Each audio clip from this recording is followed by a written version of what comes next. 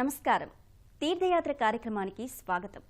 శివ అనగా కల్మషం లేనివాడు అని ఆది శంకరాచార్యుల వారు పేర్కొన్నారు.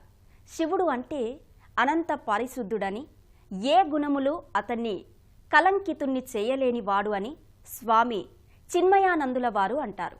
అటువంటి పరమశివుడు భరత భూమిలో 12 క్షేత్రాలలో జ్యోతిర్లింగాలుగా భక్తజనుల పూజలందుకుంటున్నాడు.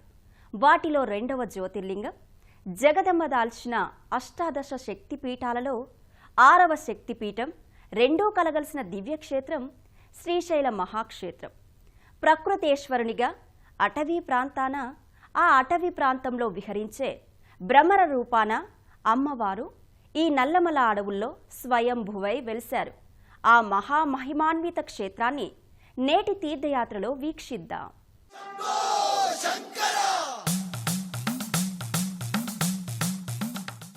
ఇలా కైలాసం అని ఆధ్యాత్మికవేత్తలందరి చేత నోరారా అనిపించుకున్న సుక్షేత్రం ఈ శ్రీశైలం. స్కందపురాణంలోనూ చంద్రగుప్త నగరంగా పేర్కొన్న స్థలీ శ్రీశైలం. ఇంతటి మహామహిమాన్విత తీర్థక్షేత్రాన స్వయంభువై వెలసిన మహాదేవుడు, మహాదేవుని ఇల్లాలు ఇద్దరినీ ఏక సమయాన ఏకస్థలిలో దర్శించుకోవడం భక్తుల మహావరప్రసాదం, జన్మజన్మల పుణ్యఫలం. దట్టమైన నల్లమల అడవుల మధ్య సాక్షాత్ కలియుగ కైలాసంగా పేర్గాంచిన ఈ క్షేత్రంలో వెలసిన భ్రమరాంబ మల్లికార్జున స్వామివారిని సాక్షాత్తు శ్రీరాముడు సైతం రావణ వధానంతరం బ్రహ్మహత్యా దోషాన్ని పోగొట్టుకోవడానికి ఇక్కడికి వచ్చి స్వామిని దర్శించుకున్నాడని చెబుతారు. శ్రీశైలం మహిమగలదని, ఆ క్షేత్రాన వెలసిన మల్లికార్జున స్వామిని దర్శిస్తే 7 జన్మల పాపాలు నశిస్తాయని స్కాందపురాణం చెబుతున్నది. అష్టాదశ పీఠాలలో భ్రామరీ శక్తిపీఠంగా ఉన్న శ్రీ భ్రమరాంబికాదేవి అరుణాసురుడు అనే రాక్షసుణ్ణి సంహరించి భక్తులచే ఆదిశక్తిగా పూజలందుకుంటున్నది ఇక్కడే. సాక్షాత్తు తన పతిదేవుని చెంతనే శ్రీ శంకర భగవత్పాదులు, శ్రీ వీరబ్రహ్మేంద్ర స్వామి, ఛత్రపతి శివాజీ వంటి మహాభక్తులు ఈ క్షేత్రాన్ని దర్శించి పునీతులయ్యారని తెలుస్తున్నది. శివుడు జనన మరణాలకు అతీతుడు, కాలాతీతుడు. అంటే కాలానికి వశమయ్యే వాడు కాదు. మరందుకే పరమశివుణ్ణి సదాశివుడు అని కూడా అంటారు. ఆద్యాంతరహితుడైన వాడు అంగరహిత లింగరూపిణిగా గోచరిస్తున్నాడు. మాఘబౌల త్రయోదశి నాడు అగ్ని జ్యోతి స్వరూపాన లింగోద్భవుడై 12 క్షేత్రాల 12 జ్యోతిర్లింగాల స్వరూపుడయ్యాడు. సౌరాష్ట్రే సోమనాథాంచ అని ప్రారంభిస్తే ఆ తరువాత వచ్చే రెండవ జ్యోతిర్లింగమే శ్రీశైలే మల్లికార్జునం. అంటే ఇదిగో ఇదే ఆ రెండో జ్యోతిర్లింగ శ్రీశైల భ్రమరాంబ మల్లికార్జున స్వామి క్షేత్రం. బ్రహ్మ విష్ణువులను పరీక్షించడానికై ఉద్భవించిన మహాజ్యోతిర్లింగ తేజోస్వరూపం 12 క్షేత్రాలలో వెలసి 12 జ్యోతిర్లింగాలుగా మన పూజలందుకుంటున్నాడు ఆ లయకారుడు. వాటిలో రెండవ జ్యోతిర్లింగమైన శ్రీశైల మల్లికార్జున లింగంగా మనం తరతరాలుగా ఈ స్వామిని దర్శించుకుంటున్నాం. భూమికి నాభిస్థానమని, దక్షిణాపథమని, ఏకైక దక్షిణ కాశీ అని, సంకల్పసిద్ధి క్షేత్రమని, శివపార్వతుల శాశ్వత భూ ఆవాసమని భావించే ఇచ్చోటనే వెలసిన మల్లికార్జునుడు దివ్య తేజో విరాజితమై వెలుగొందుతున్నాడు. పరమశివుని ఆకృతిలో ఒక్కొక్కదానికి ఒక్కొక్క అర్థమున్నది. శివుని త్రిశూలం సత్వ రజ తమో గుణాలకు ప్రతిరూపం కాగా, డమరుకం శబ్దబ్రహ్మస్వరూపం, శిరములనలంకరించిన చంద్రవంక మనోనిగ్రహానికి, గంగాదేవి శాశ్వతత్వానికి ప్రతీక, దేహంపై తారాడే సర్పాలు భగవంతుని జీవాత్మలుగా, ధరించిన పులిచర్మం అహంకారాన్ని త్యజించమని, ఆసీనుడై ఉన్న పులిచర్మం కోరికలను దూరంగా ఉంచమని, భస్మం పరిశుద్ధతను సూచిస్తాయి. స్వామి చేతిలోని జింక 4 కాళ్లు 4 వేదాలకు, నందీశ్వరుడు సత్సాంగత్యానికి, నంది ధర్మదేవతకు, 3వ నేత్రం జ్ఞానానికి సూచికలు. ఆయనకు రుద్ర, సౌమ్య అనే 2 రూపాలు. గంగను నెత్తిపై పెట్టుకుని గంగాధరుడే అయిన, గౌరిని పరిణయమాడిన గౌరీపతి ఆయన.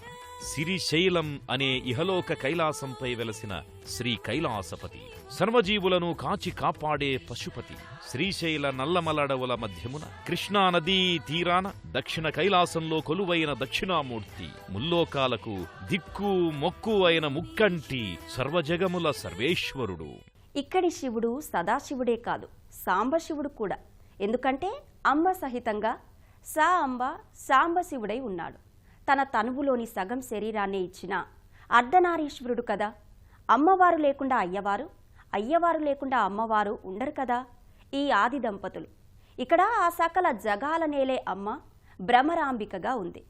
భ్రమరం రూపంలో అరుణాసురుడనే రాక్షసుని సంహరించి భ్రమరాంబికగా ఈ శ్రీశైలంలోనే 6వ శక్తిపీఠం అధిదేవతగా కొలువుదీరింది.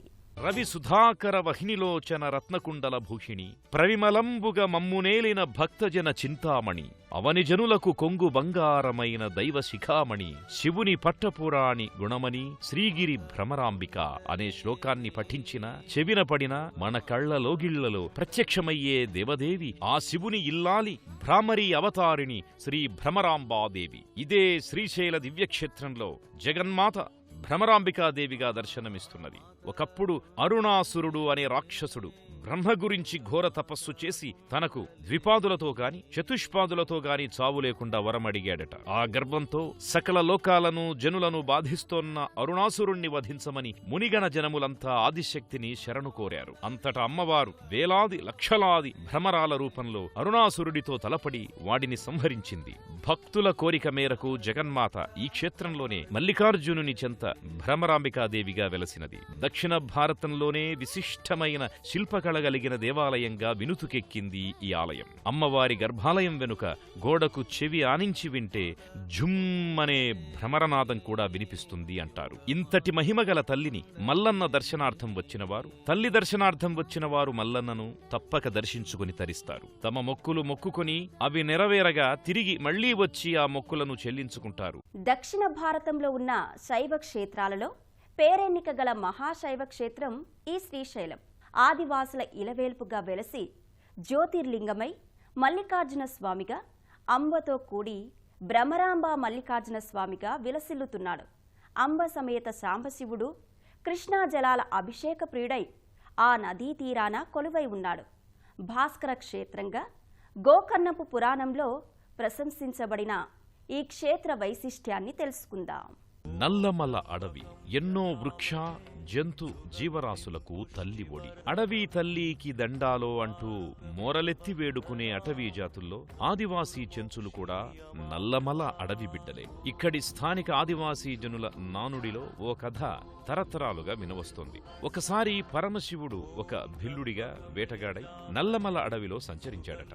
ఆ సమయంలో చెంచు యువతిని చూసి ప్రేమలో పడి ఆమెను వివాహమాడాడు.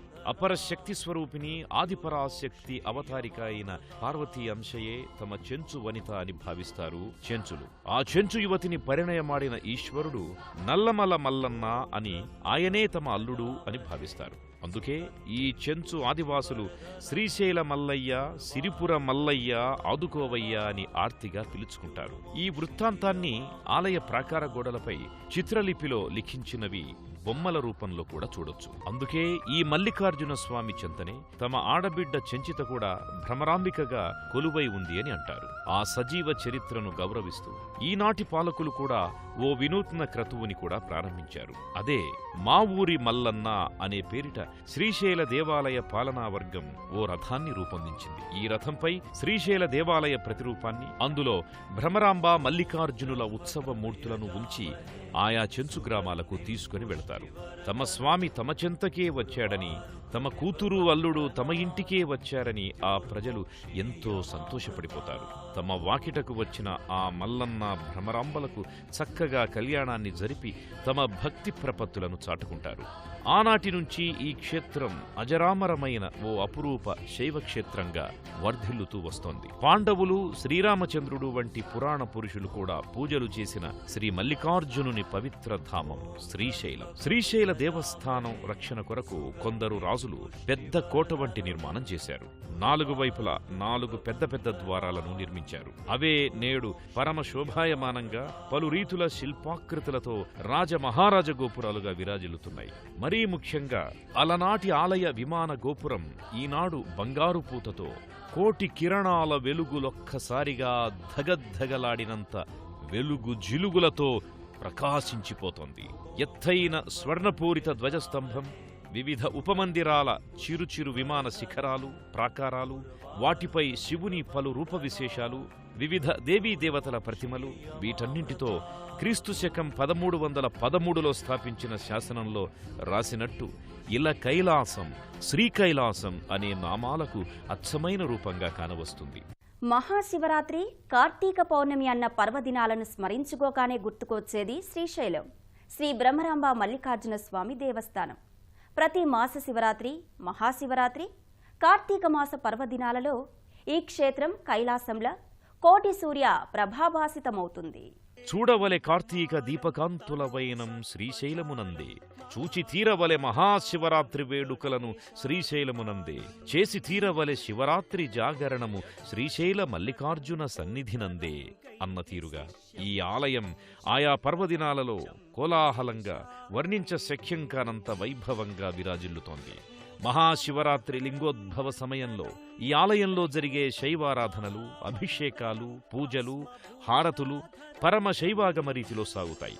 రాష్ట్రం నలుమూలల నుంచి శివమాలాధారులై వచ్చే భక్త ప్రవాహానికి అడ్డే లేదు. కృష్ణా నదీ ఝరీ ప్రవాహమే శివమాలాధారుల ఊరేగింపులా ప్రవహిస్తోందా అన్న రీతిలో భక్త కోటి వరదలెత్తుతారు. కార్తీక దీపకాంతుల పందిరి కింద శ్రీశైల క్షేత్రమంతా ఒదిగిపోయిందా అన్నంత వెలుగులమయంగా దీపాలు వెలుగొందుతాయి. మన కనులే గగన విహంగాలై విహరిస్తూ చూస్తే ఎలా ఉంటుందంటే, ఇదిగో ఇదిగో ఇలా ఉంటుంది, చూసేందుకు నా 2 కళ్ళు చాలవు శివయ్య, నీ 3వ కన్ను కూడా ఇమ్మని అడగాల్సిందే. పరమశివుడు ప్రమదగణాలతో కలిసి ఎప్పుడూ కోలాహలంగా ఉంటాడు. ఒంటరిగా నిశ్శబ్దంగా ఉండనే ఉండడు. నిశ్శబ్దానికే శబ్దాన్ని వర్తింపజేసే లయకారుడు కదా. ఆ పరమేశ్వరుని చెంతనే అనేక మంది దేవతలు కూడా కొలువుదీరి ఉంటారు. ఆ ఉపమందిరాల్లో ఉన్న ఉపదేవతలను కూడా దర్శించి పుణ్యప్రాప్తులమవుదాం. జగాలనేలే జగత్పితరుడు, జగదీశ్వరుడు, జాజ్వల్య నేత్రుడు, జ్వలిత జ్వలాస్వరూప జ్యోతిర్లింగాకారుడు, జంగమదేవర శ్రీశైల మల్లన్న నెలవు అంతా ప్రమదగణాల కోలాహలమే. ఎన్నో ఉపాలయాలు, వాటిలో సుప్రతిష్ఠులైన ఉపమందిర దేవదేవుళ్ళు, వారి దర్శన అర్చనాది కైంకర్యాలు సమర్పించుకునే భక్తజన సందోహంతో పెనుజాతర సాదృశ్యమే కొలువై ఉంటుంది. ఏకశిలారూపుడై దర్శనమిచ్చే నందీశ్వరుడు ఓ ప్రత్యేక మంటపంలో శివుణ్ణే చూస్తూ పలు పూజలు అందుకుంటుంటాడు. మరో మందిరంలో శివపుత్రుడు సకల గణాధ్యక్షుడు అయిన లంబోదరుడు కూడా విశిష్టమైన దర్శనాన్ని అనుగ్రహిస్తున్నాడు. ఇదే క్షేత్రానికి క్షేత్రపాలకుడైన వీరభద్రుడు మీకు రక్షకుడిలా నేనున్నాను అంటూ కొండంత ధైర్యమిస్తున్నట్లు కొండంత రూపధారుడై స్వాగత ద్వారం వద్ద విరాట్రూపుడై ఉంటాడు. శివదూషకుల దుర్జనుడిగా, శివభక్తుల సజ్జనుడిగా శివాంశ సంభూత వీరభద్రుడు కానవస్తాడు.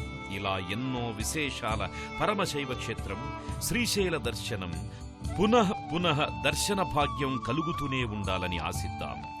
ఓం నమః శివాయ. హర హర మహాదేవ. శంభో శంకర. శివుడు కేవలం రుద్ర స్వరూపుడే కాక ప్రేమ స్వరూపుడు కూడా. పిశాచ గణాలతోనే కాదు, పార్వతి, కుమారస్వామి, గణపతి, నంది, భృంగిలతో కూడి శాంత స్వభావునిగా కూడా కానవస్తాడు. కనికరిస్తాడు, కరుణిస్తాడు. జ్యోతిర్లింగ స్వరూపుడై శ్రీశైలము వంటి క్షేత్ర శిఖర దర్శనమిచ్చి పునర్జన్మ లేకుండా ముక్తిని ప్రసాదిస్తాడు. అటువంటి పరమశివుని అభయాన్ని, జగదంబ కటాక్షాన్ని కోరుకుందాం.